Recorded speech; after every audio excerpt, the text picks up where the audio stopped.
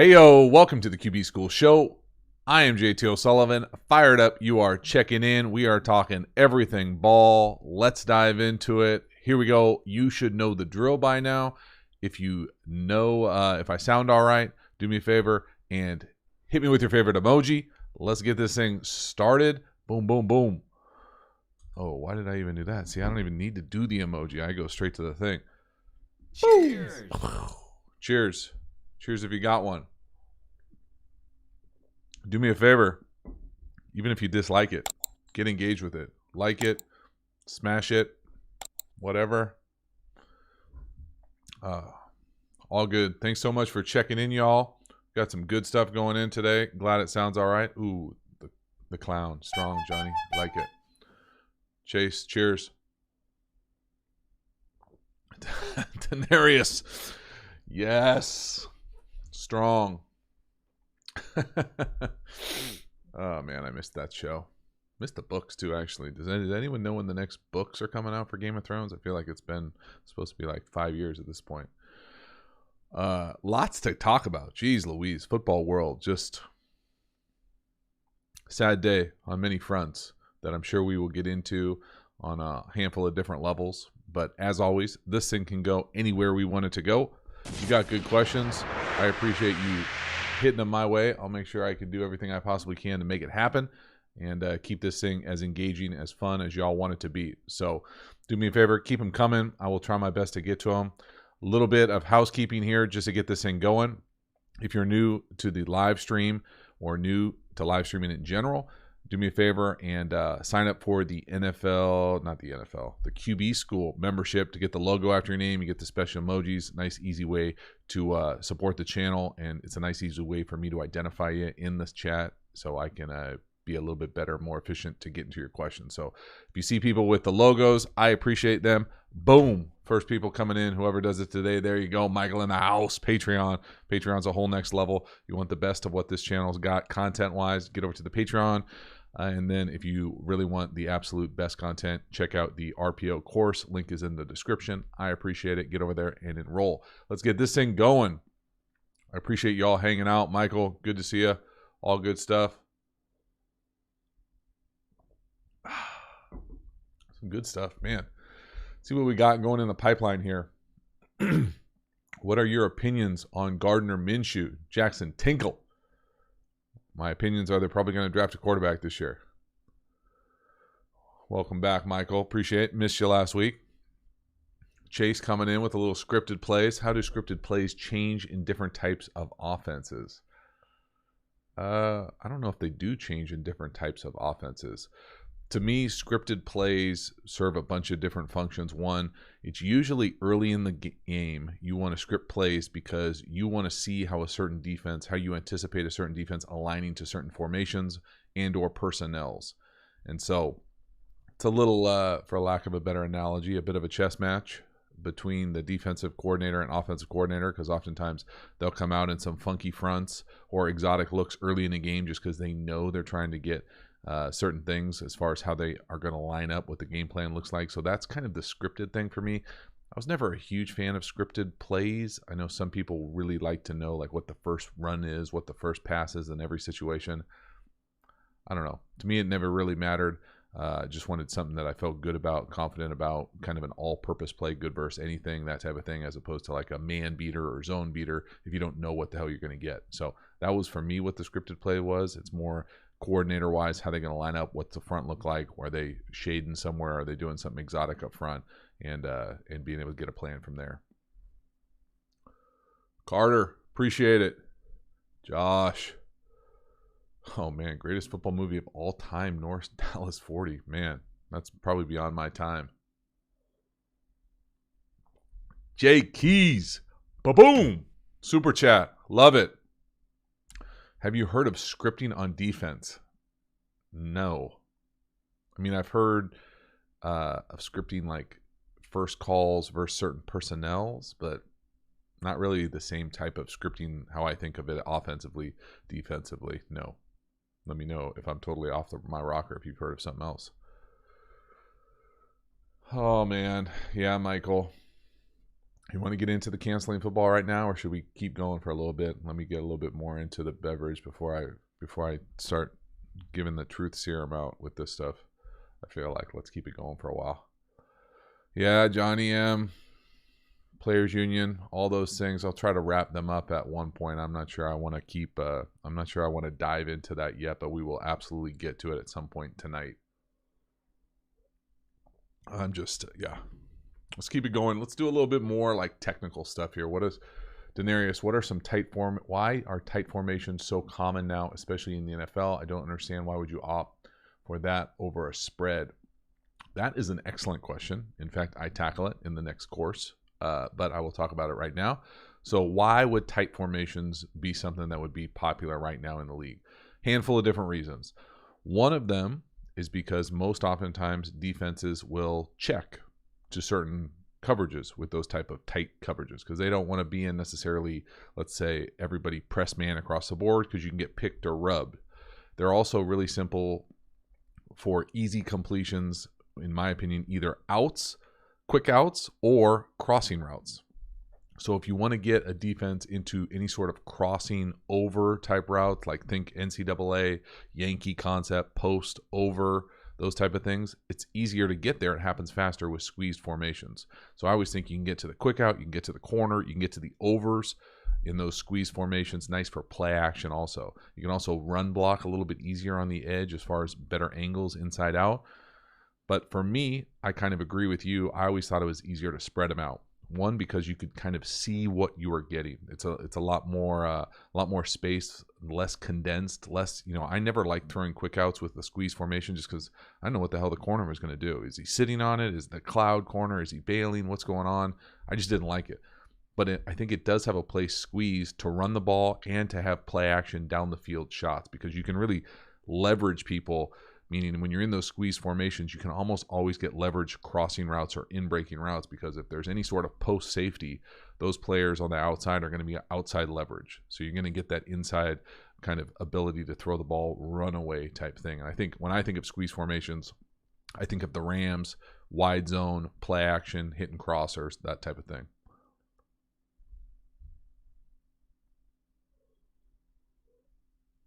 The best movie? I don't know if I know what the best football movie would be. Man, I would have to think about it. That's tough for me. I don't know if I have like a straight up one.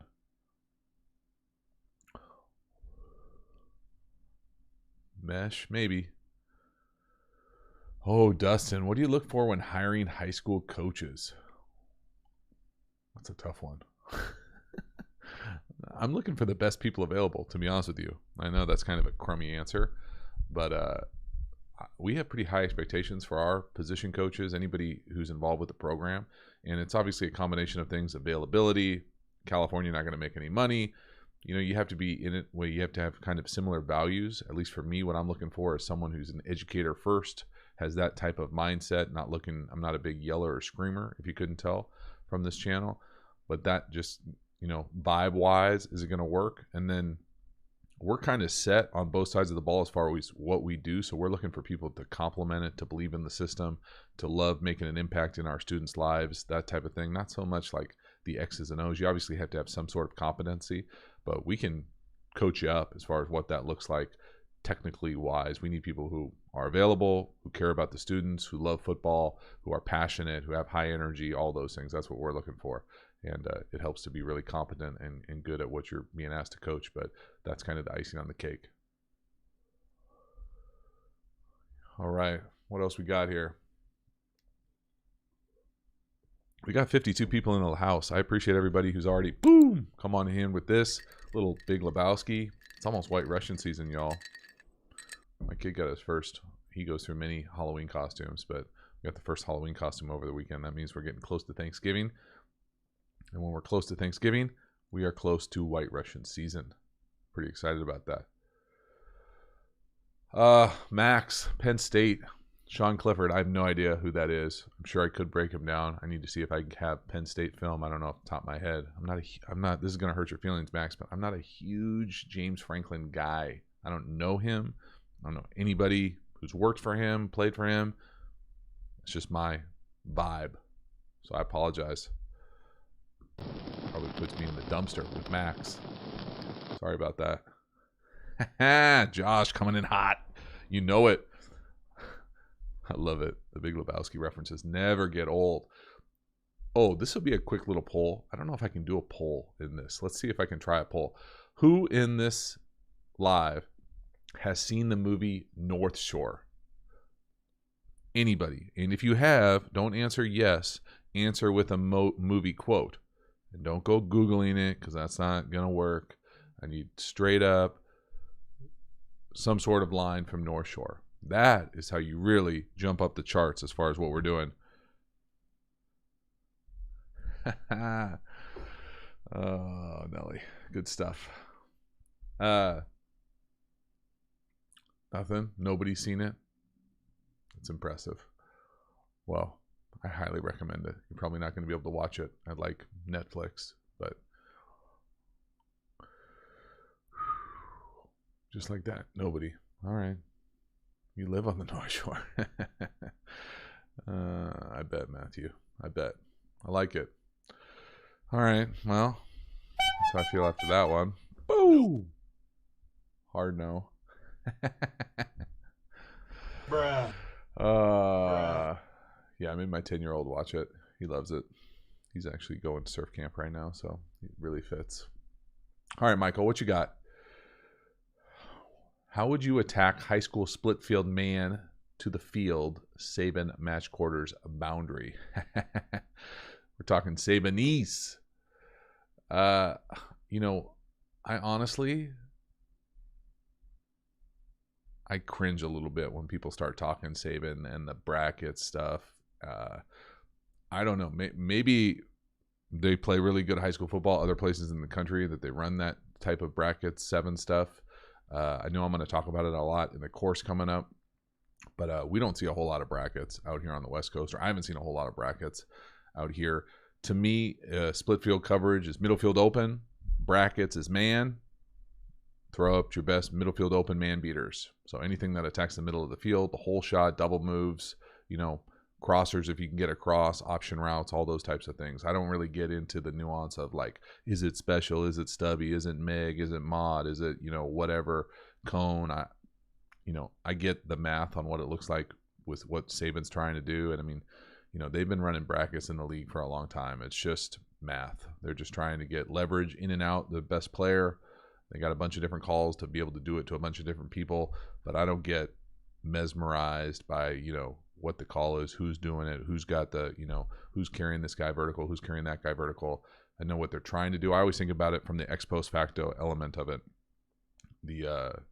Not ex post facto, the post-mortem element of it. Like, what is the defense trying to take away? All right, if they're playing brackets, what are they trying to take away?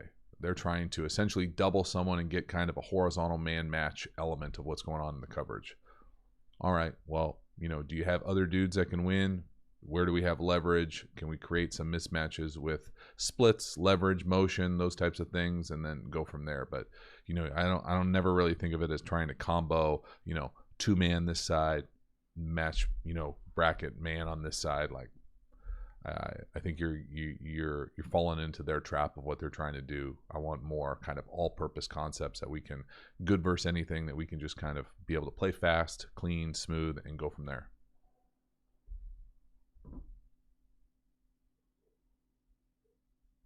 McCade, yes. Dak will get a deal, absolutely. Oh, Nissan 370Z Glass. Man, I used to have a Nissan GTR. That was the good old days. Barney. So nice. Look at that. See? Coming in hot. Get one North Shore reference in here. Howley to you too.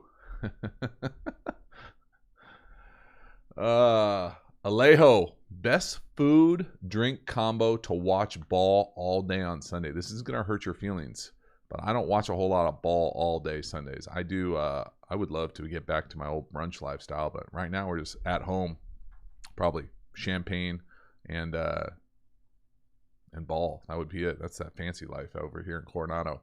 Not a whole lot of football though. Mostly just champagne, porch, and reading. I get enough ball with all 22 for this channel, so it's kind of a cop out. But Man, I miss the old brunch days.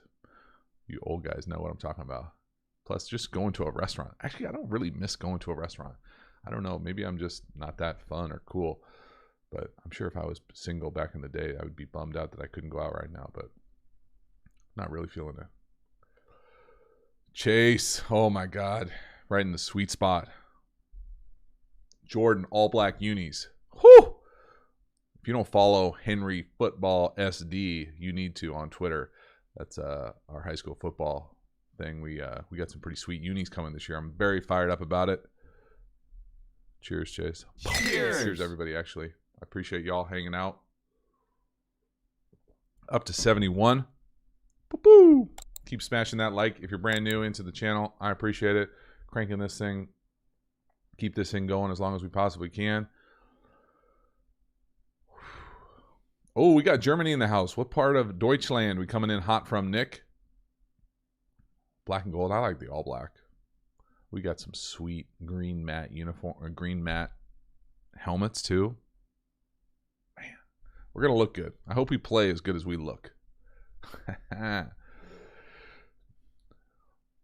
Chase, what's the right number of plays to bring into a game? I've heard some teams carry upwards of 150, while Mike Leach says he only carries around 30. All right, near Cologne, I appreciate it. Chase, that is an excellent question, and the answer is, like many great questions, it depends. So it depends on the system, the scheme. I've been in some offenses that have carried upward to 200 passing plays into a game, and it really doesn't feel like a lot if you just carry the same into every game and mix up the formations. To me, it doesn't feel like a lot. I'm sure it feels like a lot if you just hear 200 randomly thrown out. But over the course of a year of preparation, you those kind of things kind of chunk together, different situations in the game. I know some air raid guys. I think of like Lincoln Riley has like a little baby sheet of paper, and he seems to do pretty well. So I don't think you have to have a lot. I personally would probably tilt towards carrying a higher volume at the level that I coach at than many people, but I don't know that for sure. I've never coached anywhere else in high school, so maybe they have way more plays. I don't know. I think you need enough plays that you feel like you can score a hell of a lot of points, whatever that means for you. If you can just run power right and power left, then go from there. If you can just run mesh and Y cross, just go from there. I personally like to have answers and like to be able to get a lot of different guys touches so that they can see that they're going to get touches during the course of the week with the plan, and challenge our guys and be creative and fun with it. But I don't think you have to. If you've got people that struggle with that element of it, then just run hitches and goes and slants and power, and you'll be fine. It's not that bad, Chase. You'd be surprised. Michael, I appreciate you hitting me with the Patreon reminder. We got some Kyler Murray this week. I'm actually pretty excited. I'm a big fan of Kyler Murray. I'm actually a big fan of Dwayne Haskins. I know for some reason people are anti Dwayne Haskins, even thinking that there's going to be a competition or something. It's wild. Oh, Peter, come on. The Pulaski Academy? You don't think I've seen it? We're coming at you guys, man. Wait till you see the onside kicks we got in store for people this year. Actually, that dude is kind of he's a tough guy to like. I don't know. Maybe that's just me. But he's a hard guy to like. I don't necessarily dig anything that he says on social media, at the show, how he acts, anything except how he coaches. And I don't mean coaches like yelling and screaming, but I mean like the X's and O's element of it. That dude is creative. He's got some crazy stuff he does offensively. He's been very open with me about content that I've appreciated the back and forth, but he says some stuff on social media that I just shake my head. In fact, I think I might have muted him recently. I couldn't handle it.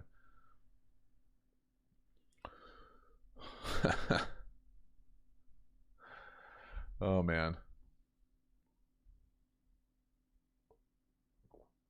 We got some good stuff going on right now.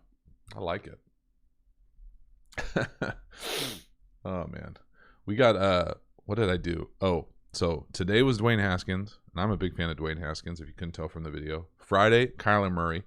Wednesday, I'm doing a video on creepers. Just out of curiosity, if anybody feels like they know what a creeper is, and I mean creeper, like not like creeper the dude at a party, but like defensive term creeper, hit me with yes, I know creepers in the live chat, and I'm just fascinated to know if people know what that means. And when I say know what it means, like you would have to like stand up in front of a group and be able to say, yes, creeper means X. Because I hear people talk about it all the time. I'm not talking about anybody in particular. I'm talking about creeper, the defensive strategy that if you want. So it's like, 50-ish, 50% maybe. Well, there was a pretty good series recently. I want to say USA Today came out with a 5-part series about, I think they called it Getting Home on the court, to like how to pressure the quarterback. And I really liked how he talked about some of the protections. I wonder where he got some of that information from. Awkward wink, awkward gun. If you couldn't tell, I think I could. But I liked a lot of it. Didn't like the element about creeper. So, hopefully Steven doesn't get sensitive when I come after him on Wednesday with a video. See, simulated pressures. That's not really it though, Johnny. That's what I'm talking about. I feel like people talk about it, but they don't really know the difference between a sim and a creeper. And I'm not sure that it really matters. Yeah, see? Kind of. Everybody's kind of. I'm kind of the same way. I'm not a defensive guy, so I don't think it really matters, to be honest with you. But I did enjoy watching, going back and kind of peeling back the layers as far as what he was talking about creepers wise in this one article. So if you want to do some prep work for Wednesday's video, which is kind of a longer video for me for a normal day, I think it's like 30 plus minutes, we go talk about the creepers that he talks about in that video. So I find it mildly interesting if you love it that much. Oh man. Let's see where we're at here. All right. What else we got? Hit me with some good questions. We got 85 people in the house. Man, we are growing fast. Mild dumpster fire in here before I get into the quitting the football stuff. Andrew, excellent question. Surprised it took so long. I think I've been into this one for a while now with you guys. Joey probably be disappointed in me. Let's see if I can get it. There you go. St. Archer Blonde. It's a North County beer in San Diego. I was into the white for a while, and I think I just drank them all. So now all I have is this.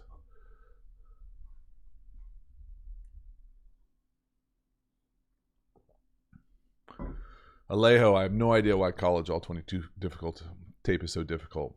Peter, can't wait for your first guess. You're getting bored, huh? I was actually thinking about this, who I could get to be a guest. I don't know. There's got some good ones out there. Philip, favorite play caller of all time? Ooh, I don't know. I mean, I never played for Andy Reid. I think Andy Reid is the makes sense call right now. My favorite play caller was probably Mike Martz, just because I loved how aggressive he was. I liked Mike McCarthy too, who's now in Dallas. But those are probably my two favorite that I played for. Basically, I just didn't like people who basically make you hand it off first and second down and then say, hey, go out there and get us a first down. I thought that's a tough way to operate. The Bull. Yeah, Chase, the Bull would be a good guess. Man, that guy's an amazing storyteller. He would put me to shame. But boo! Jake coming back in hot. What defense do you run on your team? 4-3-3-4. Ha ha! That's a good question. It depends on our personnel. Depends on the game. I don't know this year.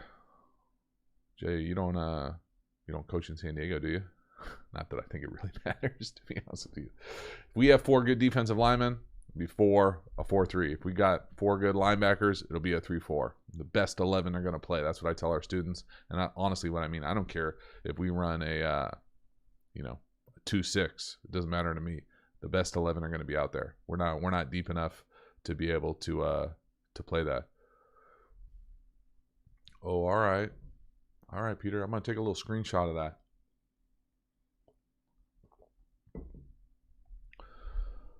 All right, Chopkins. With Tua starting his NFL career in Chan Gailey's offense, could we expect to see a lot of RPO play from the Dolphins? Run game is improved with Jordan Howard and Matt somebody. Is Chan Gailey I don't even know who the offensive coordinator is in Miami. I don't care who the offensive coordinator is. If Tua's playing, you should expect RPOs. And I would expect Tua to play as fast, as quickly as he's healthy. I've heard that he's already cleared to practice, ready to go. I think it'll be right in there.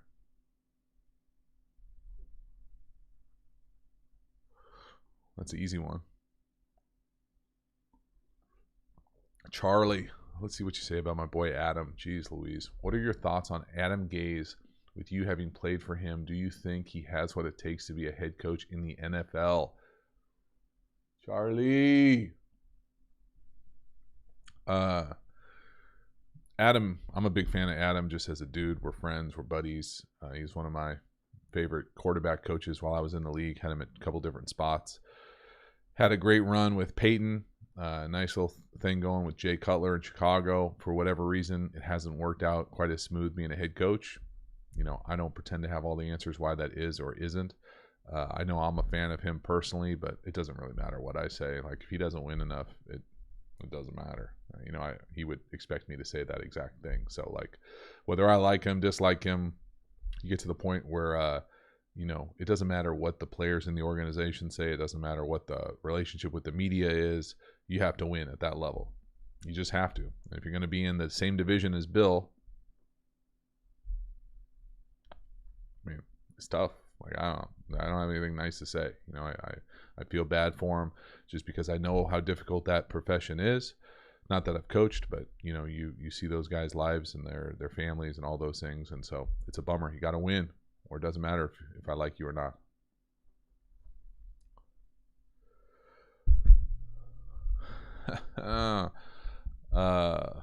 Cooper Fitzmagic. I don't know, man. I got nothing to say about Miami's quarterback situation other than the fact that Tua should play immediately. Maryland, is Cam going to take my Pats to the playoffs? Super Bowl. I don't know if Cam is. Bill Belichick probably is. I don't know about the Super Bowl, but I'm telling you, I love Cam in New England. Have for a long time. Hope he thrives. Hope he's healthy. Hope they get creative with what they're doing. I think they will. You know, I think it'd be silly not to think that they wouldn't. And I think that they're going to have a good time up there. And I'm excited to see what they do. Michael, what would you want to see? I would like to see you break down Drew Brees' near perfect game against Indy. I think it was week 15. You know, bizarrely, every time I put a Drew Brees video out, nobody watches it. I'm not saying that I won't do it. Maybe we could do it for the Patreon community. That's a pretty good idea, actually. Make sure you hit me with like a Patreon message with that and with the week and the year. I'm assuming it was last year, although I don't know if he had a perfect game last year. But yeah, we can do that for the Patreon for sure. But on YouTube, for some reason, nobody watches the Drew Brees stuff. Chris, man, come on. 8-8. No way, bro. We got all sorts of stuff in here. Man, we creeped up to over 100. What's going on in here? You guys must be bored. Call spacing. Denarius, no, not spacing. Hank. If you're the play caller and you call Hank on me, man, that's just 2 middle fingers. I can't handle it. I can't handle it.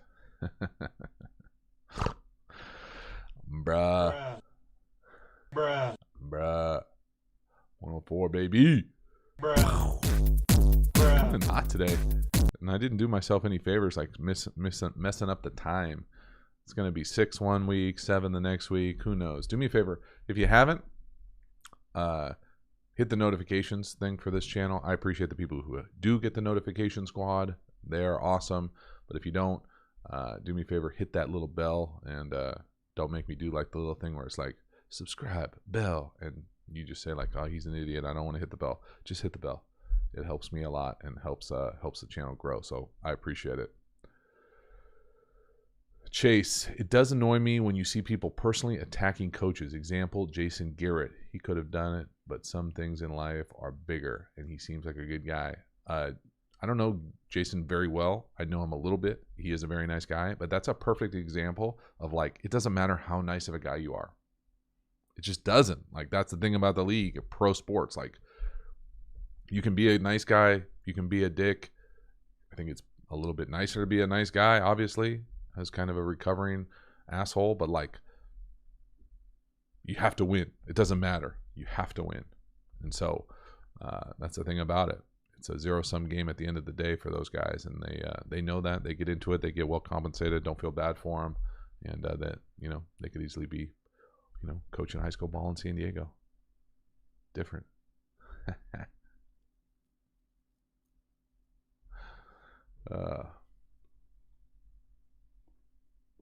What else we got? Who is Hank?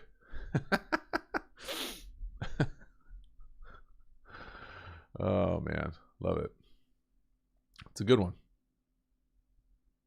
What else we got? Let me see. Might have to be no. All right, Peter. Let's see what we got here. Honestly, offensive wise, no, I don't care about that. Can you do a video on how a high school quarterback should break down opponent's game film, just a human? That's a good idea for a video, honestly. Put that in a comment to a video, and I will try to screenshot it and make it happen. I'm just like that is tough to answer. Maybe I'll answer it right now and just make it a video during this week. How does a high school quarterback break down an opponent? It depends. Like you all hear me say all the time, it depends. So like for our offense, what we run in high school, our quarterbacks don't really have to break down another team's defense. I try to provide as many rules and principles and reads that allow them to work versus anything.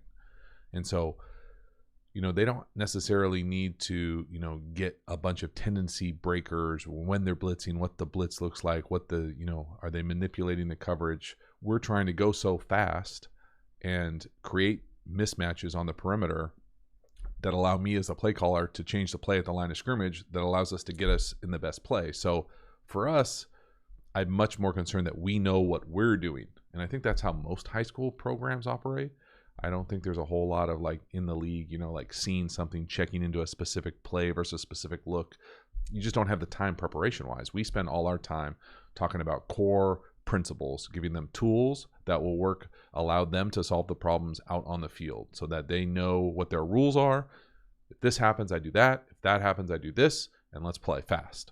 And so there's not a lot of like, hey coach, I watched this film and this guy, is really terrible. Well, he's a high school DB. There's not a lot of Deons out there. There might have a better guy than the other guy, and maybe we try to throw a certain play versus them, but very rarely do they have like an X out guy that we just can't complete a ball against. Where in the league, you might have, Darrelle Revis at his prime, and you can't complete a slant if you wanted to.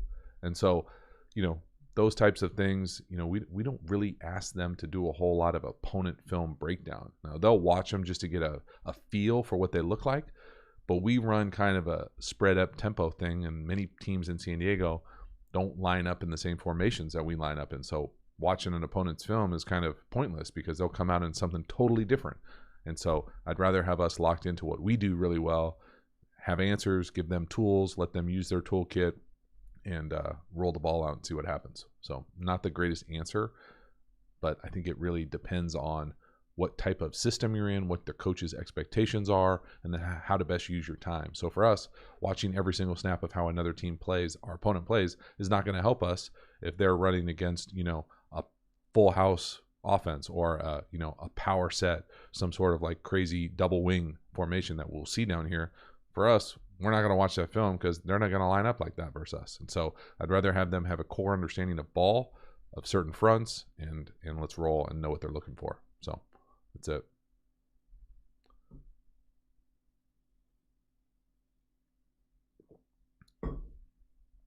Heyo. A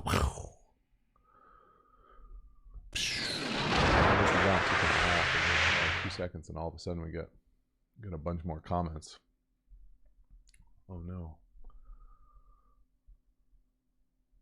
You guys got to hold tight 1 second. I hit the wrong button. Oh, there we go. Jackson, I don't know what is that. What does the advice for over mean? Sorry. HH, I have no idea, man. Well, you would think in 7-on-7 everybody was a spread team, but nobody down here is a spread throw it all over the place team. So I don't really know.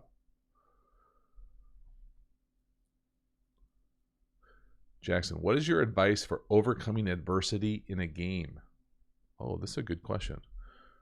So advice for overcoming adversity in a game is that I would hope that your coaches have created, and the coaches have created adversity in practice in a safe environment to allow you to practice what that feels like. Because if you're just rolling the ball out there and have never been faced with any sort of adversity, it's going to be really difficult to execute at a really high level in a game. That's why I always think practice should be more difficult than the game, whether that's tempo, execution, look that you're getting. You should always get the hardest look in practice. All those things make the game easier. But as far as in-game adversity, I think all you can do is name it, talk about it. Your capacity to refocus, I think, is as important as your capacity to focus. So everybody's hyped before the game, right? You run out of the little tunnel. The last dude on the bench is fired up for that. But how are you locked in, in the third quarter after you just got sacked, after you just threw an incompletion or pick six? Can you bounce back from that? Can you refocus? Can you ramp up the amplifier again? To me, that's how you do it. And you do that by practicing it in practice. You create those type of situations so that it's not a brand new thing that you've never practiced before now. Can you practice every situation? Absolutely not. You cannot practice every situation.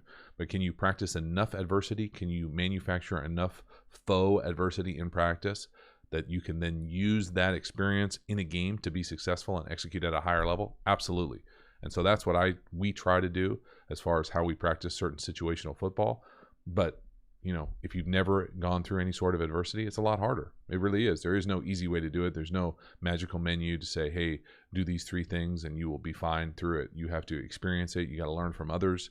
You got to take all the lessons that you possibly can and prepare yourself for some sort of adversity. Because if you play long enough and you play high enough level, you're going to face a lot of adversity in football. It's one of the great things about it. And so how you bounce back from that, I always thought is one of those things that really defines what type of player, what type of person, how you come out of these things. And so it's a great question. Hopefully that answers it a little bit, but I appreciate it. Let me know if you got a different way to deal with adversity that you faced. I need that little emoji with the fire on down here. Boo, boo. Have I had the bruh on there the whole time? I gotta take the bruh down. Bruh. Let's see if I can do this. Hold on, y'all. Nope. Cheers.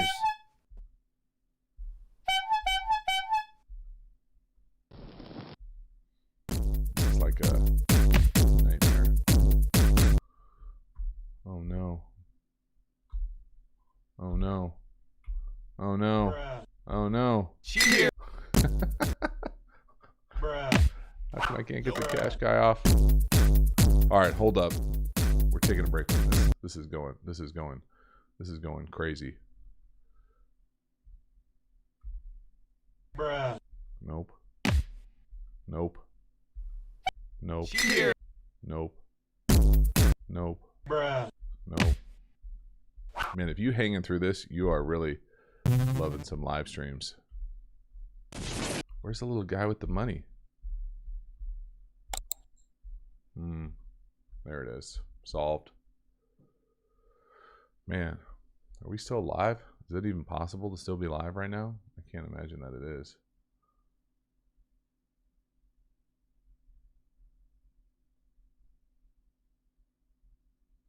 Maybe that's it.